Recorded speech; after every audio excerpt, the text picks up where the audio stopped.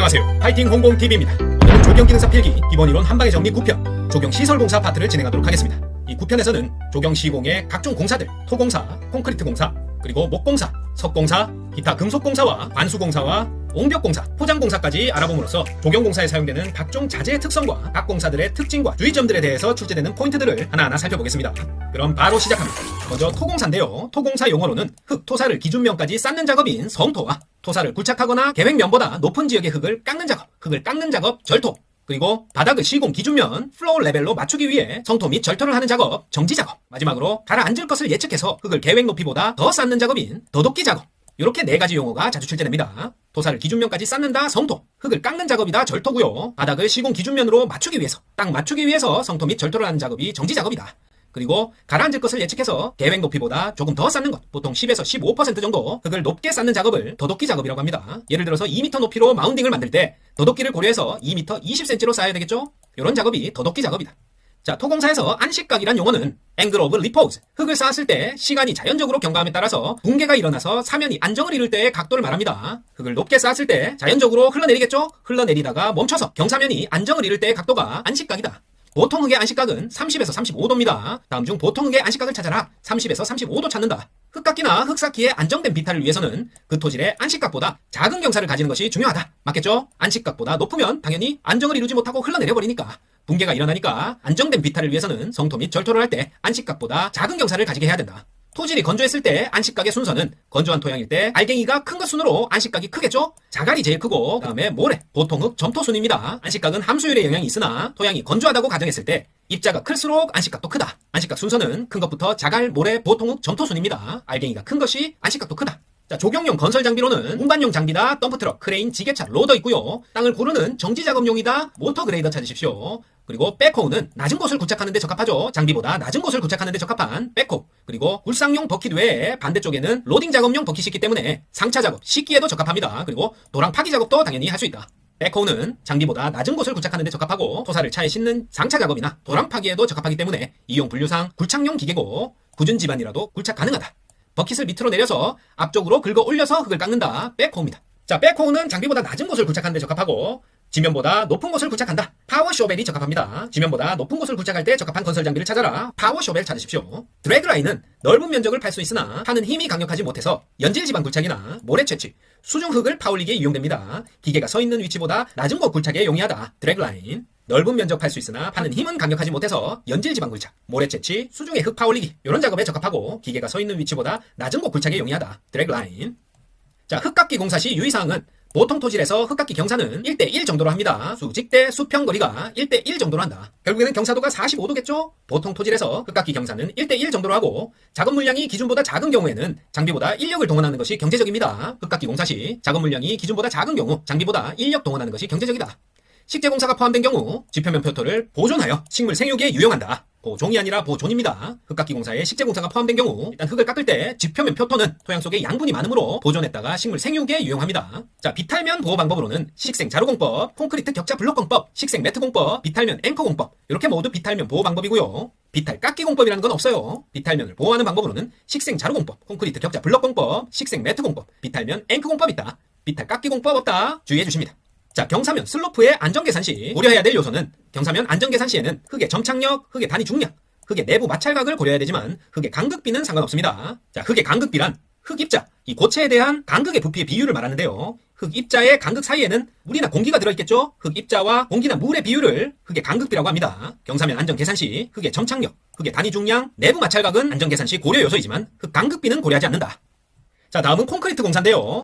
자, 콘크리트라고 하면 이 시멘트와 물, 모래, 자갈, 그리고 강도를 증진시키기 위해서 골재 및 혼화 재료를 적절하게 배합해서 굳힌 그런 혼합물을 말합니다. 일반적으로 어떤 건축 구조물을 만들 때 철근을 넣어서 강도를 높인다. 그러면 철근 콘크리트라고 부르고요. 그 외에 철근을 넣지 않는 콘크리트를 플레인 콘크리트라고 부릅니다. 그래서 콘크리트 공사다 하면 가장 중요한 구성물질이 시멘트다. 그렇게 보시면 되고요. 이 시멘트는 그럼 어떻게 만드냐? 이 시멘트는 석회석과 점토, 진흙이죠? 그리고 슬래그, 광석 찌꺼기에 은결지연제로 생석고를 넣고 소성하여 분쇄한 것이 시멘트입니다. 시멘트의 정의는 석회석과 점토, 광석 찌꺼기인 시멘트인 슬래그에 은결지연제로 생석고를 넣고 소성하여 분쇄한 것이다. 자, 시멘트를 만들 때 생석고를 첨가하는 이유는 이 시멘트의 급격한 은결을 지연시키고 조정하기 위해서 생석고를 첨가합니다. 생석고 첨가 이유는 시멘트의 급격한 은결을 조정 지연하기 위해서다. 자, 그래서 콘크리트가 단단히 굳어지는 것은 이 시멘트와 물의 화학 반응에 의한 것입니다. 시멘트가 경화하는 것, 단단히 굳어지는 것은 시멘트와 물의 화학 반응에 의한 것이다. 자, 우리가 시멘트 페이스트라고 하면 시멘트와 물이 혼합된 것이고요. 모르타르라고 하면 시멘트, 모래, 물이 혼합된 거예요. 시멘트 페이스트다, 시물, 시멘트와 물이 혼합된 거고요. 모르타르다, 시모물, 모르타르 시모물입니다. 시멘트, 모래, 물이 혼합된 거다. 자, 시멘트의 비중은 3.05에서 3.18입니다. 시멘트의 비중을 찾아라. 그냥 단답형으로 고르는 문제 출제될 수 있습니다. 3.05에서 3.18이다. 시멘트의 비중. 시멘트의 단위 용적 중량은 세제곱미터죠. 1세제곱미터당 1큐빅미터당 보통 1500kg 정도 됩니다. 시멘트의 단위 용적 중량은 1세제곱미터당 보통 1500kg 정도다. 자, 우리가 콘크리트 공사 시 수화작용이라는 용어를 많이 쓰는데요. 이 수화작용이란 시멘트에 물을 넣었을 때 시간의 흐름에 따라 물과 시멘트의 화학 반응에 의해서 시멘트 풀에서 유동성이 사라지고 굳어지는 일련의 화학 반응 과정을 수화작용이라고 합니다. 시멘트에 물을 섞었을 때 시간에 따라 유동성이 사라지고 굳어지는 반응, 수화열이 발생하면서 굳어지는 반응을 수화작용이라고 한다. 자, 그리고 은결작용은 수화작용에 의해 굳어지는 상태, 수화 반응이 일어나고 1시간 후에 시작해서 10시간 이내에 일어나는 수화작용에 의해서 단단하게 굳어지는 작용이 은결작용이 되겠습니다. 그리고 경화는 은결 후에 시간이 지남에 따라 구조체가 치밀해지고 강도도 커지는 상태다. 결국 시간 순서에 따라서 시멘트에 물을 섞었을 때 수화작용이 맨 먼저 일어나고 그 다음에 은결작용, 경화순으로 일어납니다. 자, 이 시멘트를 저장할 때는 출입구와 채광창 이외에 환기창은 두지 않습니다. 습도에 영향을 줄 수 있기 때문에 출입구와 채광창 이외에 환기창은 두지 않는다. 역시나 벽이나 바다에 결로가 있을 수 있으므로 벽이나 바닥 지면에서 30cm 이상 떨어진 위치에 쌓는 게 좋고요. 13포 이상 폭에서 쌓지 않습니다. 그리고 3개월 이상 저장한 시멘트나 습기를 받은 시멘트는 사용 전에 시험을 하고요. 덩어리가 생기기 시작한 시멘트는 절대 사용하면 안 돼요. 성능에 이상이 있다. 시멘트 저장 시 출입구 채광창 이외에 환기창은 두지 않고 벽이나 바닥 지면에서 30cm 이상 떨어진 위치에 쌓고 13포 이상 폭에서 쌓지 않는다. 3개월 이상 저장한 시멘트나 습기를 받은 시멘트는 사용 전에 시험을 해서 사용해도 적합하다 판단을 하고 사용해야 되고요. 덩어리가 생기기 시작한 시멘트는 사용하지 않는다. 자, 시멘트 저장 창고의 면적 계산식 한 번씩 출제됩니다. 창고 면적 K는 0.4 곱하기 N분의 A. A는 총저장 시멘트, N은 쌓기 단수입니다. 총저장 시멘트를 쌓기 단수로 나눈다. 시멘트 저장 창고 면적 계산식. 창고 면적을 구하라 하면 0.4 곱하기 전체 포대수 나누기 쌓기 단수다. 자, 예를 들어서 500포대를 저장할 수 있는 가설 창고 최소 필요 면적은 쌓기 단수는 13단이다. 이렇게 주어졌을 때 자, 0.4는 꼭 기억하고 있어야 됩니다. 0.4 곱하기 500 나누기 13. 500포대 쌓기 단수 13단. 이건 주어졌으니까 500 나누기 13에다가 0.4를 곱해주면 15.3846 이렇게 나오죠. 정답은 15.4제곱미터가 됩니다. 자, 시멘트의 종류에는 우리가 보통 콘크리트다 하면 보통 포틀랜드 시멘트 생각하면 되고요. 그 외의 시멘트들은 특정한 기능을 가진 시멘트다 이렇게 생각하시면 됩니다. 일단 보통 포틀랜드 시멘트는 시멘트 중에 가장 일반적으로 많이 쓰이고 간단한 구조물에 많이 사용하는 게 보통 포틀랜드 시멘트다. 조강 포틀랜드 시멘트라고 하면 조기에 강도를 발현한다. 높은 강도가 요구되는 공사, 시급한 공사, 날씨가 추울 때의 공사, 물속이나 바닷속 공사에 적합한 것이 조강 포틀랜드 시멘트입니다. 초기에 수화 반응을 증대시켜서 조기에 높은 강도를 실현할 수 있기 때문에 시급한 공사나 추울 때 공사, 물속이나 바닷속 공사에 적합한 조강 포틀랜드 시멘트. 중용열 포틀랜드 시멘트는 수화열 발생이 적어서 수축과 균열이 적지만 조기 강도가 낮습니다. 장기 강도가 크고 조기 강도가 낮다. 중용열 포틀랜드 시멘트입니다. 댐 공사나 매스 콘크리트, 방사선 차단용 콘크리트 등의 아주 수축과 균열이 적어야 되고 장기 강도가 커야 되는 그러한 콘크리트 공사에 사용되는 게 중용열 포틀랜드 시멘트다. 저열 포틀랜드 시멘트도 수화열이 낮습니다. 조기 강도보다는 장기 강도가 높기 때문에 댐 공사에 사용한다. 조기 강도 조강 포틀랜드, 장기 강도 중용열 포틀랜드 시멘트입니다. 그리고 혼합 시멘트에는 실리카 시멘트, 포졸란 시멘트라고도 하고요. 고로 시멘트, 플라이애쉬 시멘트 이렇게 기존 포틀랜드 시멘트의 목적에 맞게 무언가를 혼합해서 특정 기능을 가지게 만든 것이 혼합 시멘트입니다. 먼저 실리카 시멘트, 포졸란 시멘트는 역시 장기 강도가 크도록 만든 거예요. 조기 강도는 작고 장기 강도가 크도록 해서 수화열이 적고 블리딩 현상을 적게 만들어서 매스 콘크리트 등에 이용하고 바닷물, 해수 등에 대한 저항성이 커서 수중 콘크리트에 적합하다. 그리고 수밀성이 크다는 특징도 실리카 시멘트, 포졸란 시멘트의 특징입니다. 다음에서 설명하는 혼합 시멘트를 찾아라 했을 때 조기 강도 작고 장기 강도 크다. 수화열 적고 블리딩 현상 적다. 매스 콘크리트, 수중 콘크리트에 적합하다. 수밀성이 크다. 실리카 시멘트, 포졸란 시멘트입니다. 그리고 고로 시멘트는 용광로에서 선처를 제조할 때 나온 광석 찌꺼기를 석고와 함께 시멘트에 섞은 것으로 수화열이 낮고 투수가 적으며 내구성이 좋고 화학적 저항성이 큰 것이 고로 시멘트입니다. 자, 용광로에서 선처를 제조할 때 나온 광석 찌꺼기를 석고와 함께 섞었다. 자, 여기서 바로 나오죠. 고로 시멘트다. 용광로 고로. 수화열 낮고 투수가 적으며 내구성 좋고 화학적 저항성이 큽니다. 그리고 플라이애쉬 시멘트는 장기 강도는 보통 시멘트를 능가하고 건조 수축도 보통 포틀랜드 시멘트에 비해서 적은 특징을 가지고 있습니다. 수화열이 보통 포틀랜드 시멘트보다 적기 때문에 매스 콘크리트용으로 적합하고 모르타르 및 콘크리트의 화학 저항성이 강해서 수밀성이 우수하다. 자, 다 비슷비슷한 설명 같은데 어디서 키워드를 찾아야 될까요? 자, 원래는 이 플라이 애쉬가 화력발전소 등에서 석탄 원료를 사용할 때 발생하는 날아다니는 재, 그 부산물을 말합니다. 그래서 이걸 시멘트에 섞어서 20-30% 혼합해서 사용하면 양생기간은 좀 길어지지만 장기 강도가 좋아지고 건조 수축도 적어서 보통 포틀랜드보다 화학적 저항성이 강하고 수밀성이 우수해진다. 자, 보통 시멘트와 비교하는 구문이 많다. 수화열이 적고 매스 콘크리트에 적합하다. 화학적 저항성이 강하고 수밀성이 우수하며 장기 강도 크고 건조 수축은 적다. 플라이 애쉬 시멘트입니다. 그리고 우리가 특수 시멘트로 분류하는 것이 알루미나 시멘트입니다. 이 알루미나 시멘트는 가장 큰 특징이 조기 강도가 크다. 조강 포틀랜드 시멘트 조기 강도 컸지만 조기 강도가 크다는 설명에 더해서 산이나 염류, 해수 등의 화학적 작용에 대한 저항성이 크며 내화성이 우수하다. 한중 콘크리트에 적합하다. 이런 부가 설명이 나오면 알루미나 시멘트 찾으셔야 됩니다. 조기 강도가 크다는 게 가장 큰 특징인데 이 재령이란 콘크리트를 타설한 뒤로부터의 경과 일수를 말합니다. 콘크리트 타설하고 하루 동안에 이 보통 포틀랜드 시멘트의 재령 28일, 그러니까 콘크리트 타설 후 28일 강도와 비슷하게 빠르게 원하는 강도에 이르는 게 바로 알루미나 시멘트입니다. 거기에 대해서 산, 염류, 해수 등의 화학적 작용에 대한 저항성이 크며 내화성이 우수하다. 한중 콘크리트, 추울 한이죠? 추운 가운데 콘크리트 타설을 하는 한중 콘크리트에 적합합니다. 자, 콘크리트의 부배합과 빈배합이라고 하면 부배합에서 부자는 부자, 리치한 믹스다, 부자배합. 그리고 빈배합이라고 하면 빈곤한 배합, 린믹스라고 합니다. 빈곤한 배합이다. 이렇게 이해해야 된다. 그래서 부배합은 뭐가 부자냐? 바로 시멘트 부자입니다.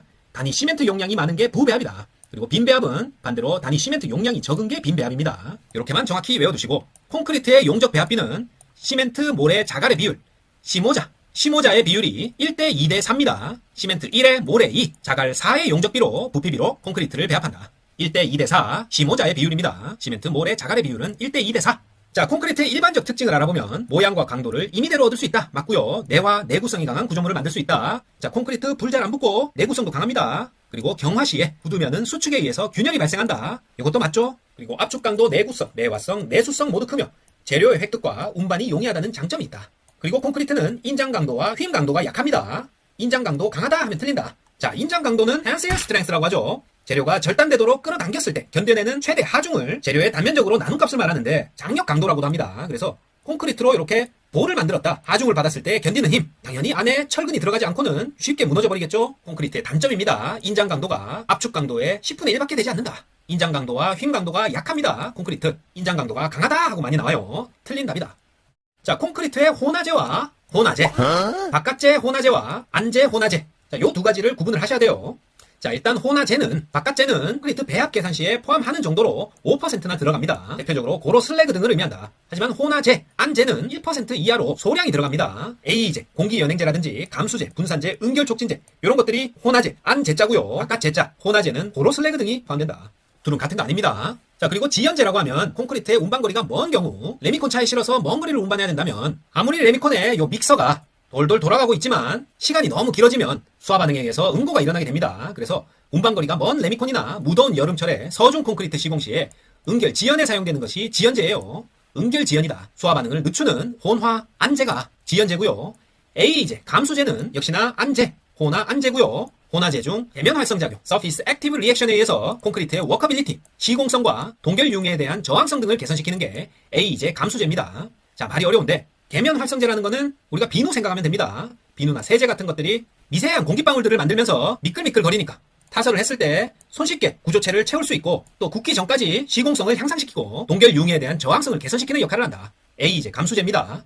그리고 염화칼슘. 염화칼슘은 응결 경화 촉진제로 사용되는데요. 추운 지방이나 겨울철 한중 콘크리트에 사용해서 빨리 굳어지도록 해서 초기 강도를 증진시키는 효과가 있습니다. 뭐가? 염화칼슘. 염화칼슘 응결 경화 촉진제는 자, 여기 지연제와는 반대로 여름철이 아니라 겨울철이나 추운 지방 한중 콘크리트에 사용한다. 빨리 굳어지도록 해서 초기 강도를 증진시키는 효과가 있다. 뭐를 사용한다? 염화칼슘 사용한다. 꼭 기억하십니다.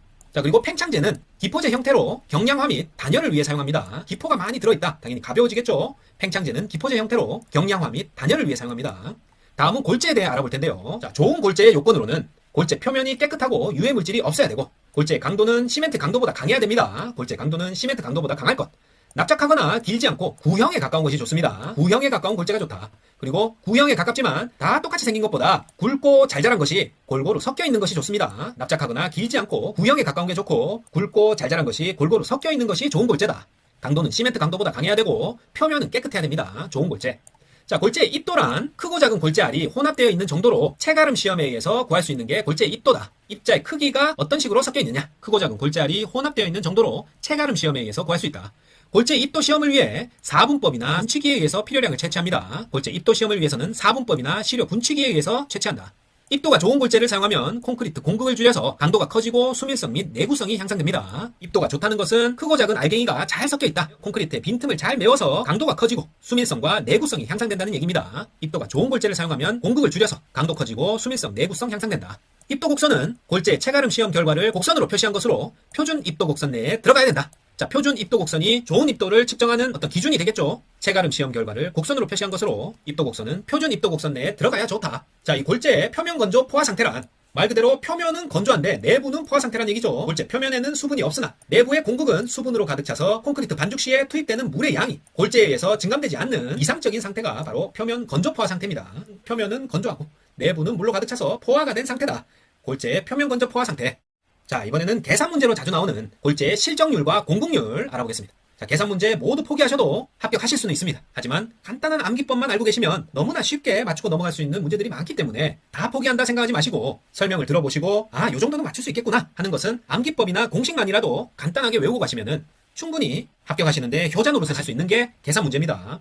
자, 골재의 실정률과 공극률은 먼저 요것만 알고 계시면 됩니다. 공극률은 100% 마이너스 실정률이다. 자, 실정률이라는 것은 골재가 요만큼 있었을 때 요 안에 알갱이들이 들어있겠죠? 그런데 이 알갱이들이 모든 빈틈을 다 채울 수는 없겠죠? 그랬을 때 알갱이들이 차지하는 비율과 이 공극이 차지하는 비율 이렇게 나누어져서 생각하는 게 실정률과 공극률입니다. 그래서 전체를 100%라고 했을 때 알갱이들만 따로 모은 비율 그게 실정률이고요. 빈틈만 따로 모은 비율 그게 공극률입니다. 그래서 결국 실정률을 이쪽으로 넘기면 공극률 더하기 실정률은 100%가 나오겠죠? 공극률을 구하려고 한다. 100 마이너스 실정률이다. 그리고 실정률을 구하려고 한다. 100 마이너스 공극률이다. 이렇게 되는 겁니다. 그래서 요 실정률이란 단위 용적 중량 W 나누기 골재의 비중 P로 나타낼 수가 있는데요. 자, 골재의 단위 용적 중량이 1.65톤 per 세제곱미터다. 그리고 굵은 골재 비중이 2.65다. 그랬을 때 실정률이 단위 용적 중량 나누기 비중이라고 했는데요.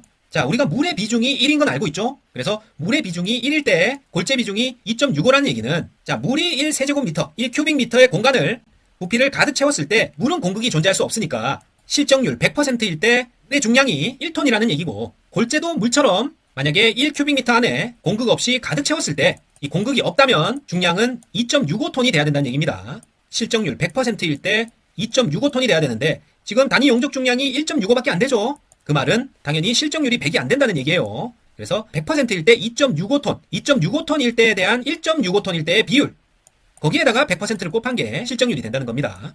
결국에는 1.65톤이라는 거는 다 채워진 게 아니고 골재 비중이 2.65라는 거는 실정률 100%일 때를 말하는 것이므로 1.65 나누기 2.65 해야 현재의 실정률을 구할 수 있고 거기에 공극률을 구하려면 100%에서 빼주면 된다. 구해보면 실정률은 중량 나누기 비중 이렇게 생각하시면 돼요. 중량 나누기 비중이다. 중법이다. 중량 나누기 비중이다. 실정률은 중법이. 그런 다음에 100을 곱해주고 거기서 공극률을 구하려면 100에서 실정률을 빼주면 된다. 자, 문제풀이에서도 나중에 나옵니다. 잘 이해되지 않더라도 계산 문제 영상도 돌려보시면 쉽게 이해하실 수 있습니다. 자, 넘어가겠습니다. 자, 슬럼프 시험이라고 하면 콘크리트 타설 시 시공성을 측정하는 가장 일반적인 방법이다. 단위는 센티미터로 콘크리트 치기 작업의 난이도를 판단할 수 있다. 슬럼프 시험. 자, 어떻게 측정하냐면 반죽 질기 측정이기 때문에 고깔 모양의 틀에 콘크리트 재료를 넣고 뒤집어 세웠을 때 흘러내린 정도로 측정합니다. 얼마나 흘러내렸느냐. 콘크리트 고깔을 이렇게 뒤집었다가 고깔을 치우면은 처음에 이렇게 삼각형이 형성됐다가 점점 이게 흘러내리겠죠. 요 흘러내린 정도가 처음 고깔 세웠을 때보다 얼마나 흘러내렸는가를 측정해서 슬럼프 값으로 부른다. 슬럼프 값이 너무 높으면 많이 흘러내렸다는 얘기죠. 반죽이 질다는 것으로 슬럼프 값에 따라 강도, 내구성, 수밀성, 건조 수축, 블리딩, 재료 분리 등에 영향을 줍니다. 어느 정도 잘 흘러내려야 시공하기는 편하겠죠. 하지만 강도가 약해질 수도 있고 내구성이나 재료 분리에도 영향을 주기 때문에 이 슬럼프 시험을 통해서 시공성을 측정하고 치기 작업의 난이도를 판단할 수 있다. 자, 이 콘크리트 시공에 대한 여러 가지 키워드가 단답형으로 자주 출제됩니다. 먼저 워커빌리티, 시공성이란 반죽 질기의 정도에 따라 작업의 쉽고 어려운 정도를 나타냅니다. 재료 분리에 저항하는 정도를 나타내는 콘크리트의 성질이 워커빌리티, 시공성이다. 피니셔빌리티는 마감성을 말합니다. 피니셔빌리티, 굵은 골재의 최대 치수, 장골재율, 장골재의 입도, 반죽 질기 등에 따르는 마무리하기 쉬운 정도, 피니셔빌리티다. 플라스티시티는 성형성을 말합니다. 굳지 않는 콘크리트의 성질을 표시하는 용어로 거푸집 등의 형상에 순응하여 채우기가 쉽고 분리가 일어나지 않는 성질. 자, 요거 그대로 나옵니다. 굳지 않는 콘크리트의 성질을 표시한다. 거푸집의 형상에 순응하여 채우기 쉽고 분리가 일어나지 않는 성질을 플라스티시티라고 합니다. 자, 블리딩이란 굳지 않는 모르타르나 콘크리트에서 물이 분리되어 위로 뜨는 현상, 물만 위로 올라오는 현상이 블리딩 현상입니다. 굳지 않은 모르타르나 콘크리트에서 물이 분리되어 위로 올라오는 현상, 블리딩입니다. 자, 콜드 조인트란 콘크리트 공사의 시공 과정 중에 휴식 시간 등으로 응결하기 시작한 콘크리트에 새로운 콘크리트를 이어칠 때 일체화가 저해되어 발생하는 줄눈을 콜드 조인트라고 합니다. 시공 과정 중 휴식 시간으로 응결을 이미 시작한 콘크리트에 새로운 콘크리트를 이어칠 때 일체화가 저하되어 발생하는 줄눈을 콜드 조인트라고 한다. 자, 그리고 서중 콘크리트, 한중 콘크리트. 자, 아까 나왔었죠? 서중 콘크리트란 초기 강도 발현은 빠르지만 장기 강도 저하가 발생할 수 있다. 여름에 치는 콘크리트다. 초기 강도 빠르죠? 반대로 장기 강도 저하가 발생할 수 있습니다. 콜드 조인트가 발생하기 쉬운 게 서중 콘크리트다. 슬럼프 저하 등 워커빌리티 변화가 생기기 쉽고 동일 슬럼프를 얻기 위한 단위 수량이 많아집니다. 자, 수화 반응이 빠르기 때문에 동일 슬럼프를 얻기 위해 물량이 많아지는 서중 콘크리트. 여름철 하루 평균 기온이 25도, 최고 기온이 30도를 초과할 때 서중 콘크리트를 타설하는 게 유리합니다. 서중 콘크리트는 여름철 하루 평균 기온 25도, 최고 기온 30도 초과 시 타설한다. 반면에 한중 콘크리트는 겨울철 하루 평균 기온이 4도씨 이하. 자, 요 4도씨 이하 찾는 문제 나와요. 4도씨 이하로 동결 위험이 존재하는 시기에 주로 사용하며 초기에 보온 양생을 실시해야 됩니다. 한중 콘크리트. 겨울철 하루 평균 기온 4도씨 이하로 동결 위험이 존재한다. 한중 콘크리트 이용하고 보온 양생을 실시해야 된다. 프리팩트 콘크리트란 프리가 미리 하는 걸 뜻하죠. 프리팩트 콘크리트. 미리 골재를 거푸집 안에 채우고 특수 탄화제를 섞은 모르타르를 주입하여 빈틈을 메운다. 프리팩트 콘크리트. 골재에 빈틈을 메워 콘크리트를 만드는 형식이 프리팩트 콘크리트입니다. 미리 골재를 거푸집 안에 채우고 특수 탄화제를 섞은 모르타르를 주입하여 골재에 빈틈을 메워 콘크리트를 만드는 형식. 골재를 먼저 채운다. 프리팩트 콘크리트. 콘크리트 균열 방지 방법으로는 발열량이 적은 시멘트를 사용하고 슬럼프는 작게 하고 타설 시 내외부 온도차를 줄입니다. 자, 반대로 생각하면 균열은 발열량이 많을 때 발생하고 슬럼프 값이 클 때 발생하고 타설 시 내외부 온도차가 크면 발생한다 이 말이죠. 콘크리트 균열을 방지하려면 발열량이 적은 시멘트, 슬럼프 값은 작게, 타설 시 내외부 온도차를 줄여야 됩니다. 그리고 시멘트 사용량을 늘리고 단위 수량을 감소시켜야 균열이 발생하지 않는다. 반대로 시멘트 사용량을 줄이고 단위 수량을 증가시키면 균열이 증가하겠죠? 균열을 줄이려면 시멘트 사용량 늘리고 단위 수량 감소시킵니다. 단위 수량은 물량을 말합니다. 물 숫자. 단위 수량 감소시킨다. 자, 콘크리트 재료를 저장할 때는 콘크리트에 혼합되는 시멘트의 온도가 너무 높을 때는 50도 정도로 낮춘 다음에 사용하고요. 장골재 및 굵은 골재에 있어서 종류와 입도가 다른 골재는 각각 구분하여 따로 저장합니다. 혼화재는 바깥 재자, 고로 슬래그 같은 것은 방습적인 사일로 또는 창고 등의 품종별로 구분하여 저장하고 입하된 순서대로 사용합니다. 그리고 A재, 감수재 같은 혼화재는 먼지나 기타 불순물이 혼입되지 않도록 하고 액상의 혼화재는 분리되거나 변질, 동결되지 않도록 해야 된다. 그리고 분말상의 혼화재는 습기를 흡수하거나 굳어지는 일이 없도록 저장한다. 자, 일반적으로 이해가 되는 내용입니다. 시멘트 온도가 너무 높다. 50도 정도 이하로 낮춘 다음에 사용한다.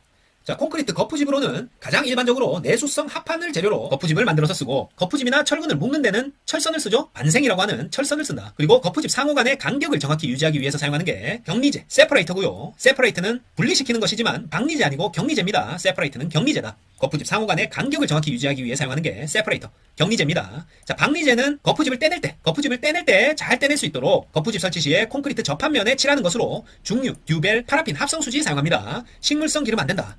박리제는 거푸집 설치 시에 콘크리트 접합면에 칠하는 것으로 중류, 듀벨, 파라핀 합성수지 등을 사용합니다. 식물성 기름 X. 자, 증기 보양이라고 하면 거푸집을 빨리 제거하고 단시일 내에 소요 강도를 내기 위해서 고온 증기로 보양하는 것으로 한중 콘크리트에 유리한 보양법입니다. 증기 보양. 거푸집을 빨리 제거하고 단시일 내에 소요 강도를 내기 위해서 고온 증기로 보양하는 것이다. 증기 보양. 한중 콘크리트에 유리한 보양법. 증기 보양입니다. 자, 콘크리트에 대한 내용이 아주 방대합니다. 그만큼 시험에도 잘 나온다는 얘기죠. 마지막으로 콘크리트 층압에 대해서 알아보면, 자, 콘크리트 층압은 콘크리트 타설할 때 그 순간에 거푸집에 가해지는 압력을 층압이라고 합니다. 자, 어떨 때 층압이 크냐? 요거 알아두셔야 돼요. 콘크리트 타설할 때 거푸집에 가해지는 압력이 콘크리트의 어떤 성질에 따라서 크고 작은가 살펴보면 시공 연도, 시공성이 좋을수록 층압이 크다. 반죽이 묽으면은 더 빨리 퍼져가서 요 거푸집을 밀어내는 작용이 커지겠죠? 시공 연도가 좋을수록 층압이 크다. 수평 부재가 수직 부재보다 층압이 작다. 자, 크다고 나와서 틀린 보기로 기출됐습니다.